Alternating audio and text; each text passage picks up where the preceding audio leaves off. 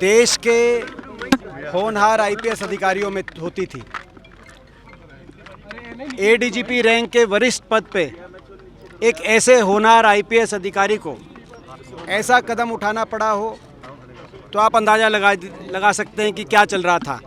और उसके बाद क्योंकि न्याय में विलंब हुआ, उनके विलंब के बाद उनकी धर्मपत्नी जो स्वयं एक वरिष्ठ आईएएस अधिकारी हैं हरियाणा कैडर में, उन्होंने पुलिस में कंप्लेंट दी, चंडीगढ़ पुलिस में, जिस कंप्लेंट में जातिगत उत्पीड़न के आरोप लगे और आरोपियों में जो कानून व्यवस्था के मुख्य संरक्षक हैं, पुलिस के वरिष्ठतम अधिकारी हैं, उनका नाम उस कंप्लेंट में आया। देश ये न्याय चाहता है और न्याय तब होगा जब निष्पक्ष जांच होगी और दोषियों को कड़ी से कड़ी सज़ा मिलेगी। लेकिन पिछले कंप्लेंट देने के बाद पिछले 2-3 दिनों में जो न्याय का चक्र है वो जिस गति से घूमना चाहिए वो नहीं घूम रहा।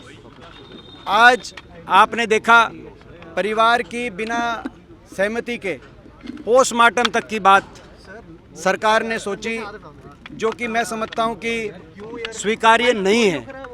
न्याय होना भी चाहिए और न्याय होता हुआ देश को दिखना भी चाहिए, क्योंकि ये इतना गंभीर मामला है। इस तरह का मामला जब न्याय देने वाले ही आरोप के घेरे में हो तो पूरे सिस्टम पे सवालिया निशान है, पूरा सिस्टम संदेह के घेरे में है।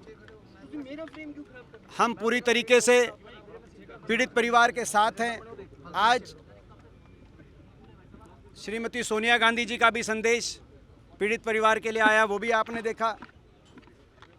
और एक जिम्मेदार प्रदेश में, चाहे हरियाणा की बात हो चाहे पंजाब की बात हो, अभी चन्नी जी आपको सारी बात बताएंगे, एक जिम्मेदार विपक्ष के रूप में भी हमारी सरकार से मांग है कि न्याय हो और न्याय में देरी ना हो।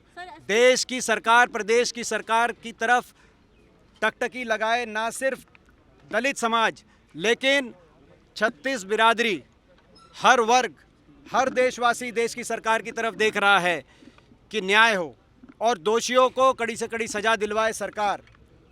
लेकिन आज दुर्भाग्य की बात यह है कि जो पीड़ा थी जब ये खबर आई, आज वो और पीड़ा, क्योंकि 2-3 दिन से जो चला वो सारा उसको देखकर देश के लोगों के हाथ केवल निराशा लगी। और इसकी लड़ाई हम लड़ते रहेंगे। एसपी रोहतक को जो आज एक ये जो भी आदेश आए हैं उससे पूरी संतुष्टि नहीं है। परिवार की संतुष्टि होनी चाहिए। परिवार की संतुष्टि में समाज की संतुष्टि है, परिवार की संतुष्टि में हम सब की संतुष्टि है, देशवासियों की संतुष्टि है। जो अभी तक कार्रवाई हुई है उस कार्रवाई से परिवार की संतुष्टि नहीं।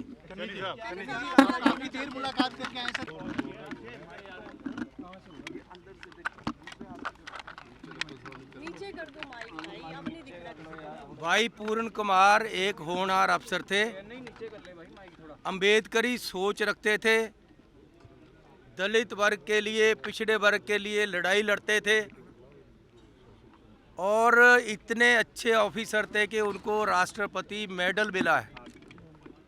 ऐसे ऑफिसर को सुइसाइड करना पड़ा और उन्होंने सुइसाइड नोट लिखा है। एफआईआर में एडीजीपी लेवल वाले अफसर को भी आज इंसाफ नहीं मिल रहा। ये बीजेपी की, आरएसएस की मनुवादी सोच है जो पूरे देश में फैला दिया इन्होंने। उसका नतीजा हुआ है कि एडीजीपी भाई पूर्ण कुमार को सुइसाइड करना पड़ा। इतना ज़बरदस्त ऑफिसर था कि जब किसानों ने एजिटेशन किया, इसको हुक्म हुआ कि ये गोली चलाएं, सख्ती करें, इसने जवाब दे दिया कि मैं ये गलत काम नहीं करूँगा। ऐसे ऑफिसर को जो गरीबों के लिए, दलित अफसरों के लिए लड़ता था, पिछड़े वर्ग के लोगों के लिए लड़ता था कि इसको एसएचओ क्यों नहीं लगा रहे, इसको डीएसपी क्यों नहीं लगा रहे, वो एक सोच थी, वो एक अंबेडकर की सोच को लेकर आगे बढ़ रहा था। भाई पूर्ण कुमार सुइसाइड नहीं, ये एक शहीद है। जो दलितों के लिए लड़कर मरा और मरने का कारण मनुवादी सोच जो आरएसएस और बीजेपी सरकारों की है वो सामने आई है। और 5 दिन हो गए हैं, परिवार को इंसाफ नहीं मिल रहा। उसकी डेड बॉडी का बार बार निरादर किया जा रहा है, कभी 16 से पीजीआई, कभी पीजीआई से 16, और आज तक परिवार को उसका मुख देखने का अवसर नहीं मिला है। बच्चों को नहीं देखने दिया आज तक, उसकी पत्नी को देखने नहीं दिया, माँ मिलकर रही अंदर बैठकर, और परिवार की कोई सुनाई नहीं। उल्टा कभी चीफ सेक्रेटरी आ जाता है, कभी कोई सेक्रेटरी आ जाता है, कभी बीजेपी का लीडर आ जाता है, उनको हर तरीके से दबाया जाए परिवार को। परिवार मांग क्या रहा है? परिवार मांग रहा है कि जिनकी वजह से उसने सुसाइड किया, जिन्होंने उसको मजबूर किया, उन पर पर्चा करके उनको अंदर करो, उनको अरेस्ट करो। तबादला तो हर रोज होता रहता है, एसपी का तबादला यहाँ ने वहाँ कर दो, उसको वही कोई सजा है? कोई भी केस हो जाए, फर्स्ट इन्फॉर्मेशन रिपोर्ट होती है, एफआईआर होती है, उसमें पूरे नाम लिए जाते हैं जो परिवार लेता है, उस पर कार्रवाई होती है, अरेस्ट किए जाते हैं बंदे। आज तक कुछ भी नहीं हुआ। सो हम परिवार को सहानुभूति नहीं, हम परिवार के साथ हैं। ये हमारा गया है, ये बंदा शहीद हुआ है, इसने गरीब लोगों के लिए लड़ाई लड़ी है और अम्बेडकर सोच को आगे बढ़ाया है। ये हर रोज की कहानी है आरएसएस और बीजेपी के राज में, ये बर्दाश्त होने वाली नहीं है। हम लोग चुप नहीं बैठेंगे, कांग्रेस क्या कोई पार्टी चुप नहीं बैठेगी। हम सब लड़ाई लड़ेंगे जब तक परिवार को इंसाफ नहीं मिलता। हम परिवार के साथ हैं। जी, क्या होगा हरियाणा में, कांग्रेस का एक्शन क्या होगा? कहा अभी चन्नी जी ने कि ये केवल हरियाणा का विषय नहीं है, ये हरियाणा और पंजाब का विषय भी नहीं है, ये पूरे देश का विषय है, ये एक समाज का विषय भी नहीं है। ऐसे अपराइट ऑफिसर को अगर न्याय हमारा सिस्टम नहीं दिलवा पाया, किस तरह के राजनीतिक इसके पीछे बातें सामने आ रही हैं, ये पूरे देश के लिए, हर देश के उस नागरिक के लिए जिसके दिल के अंदर इंसानियत है, जिसके दिल के अंदर संविधान के प्रति कोई आस्था है, उसके लिए न्याय की लड़ाई है।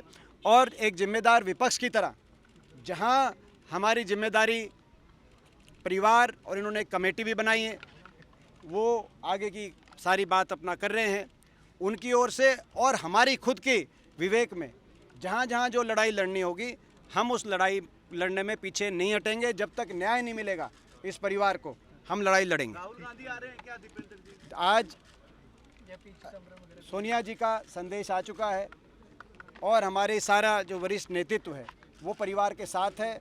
बाकी जो होगी बात आपको समय पे बताएंगे।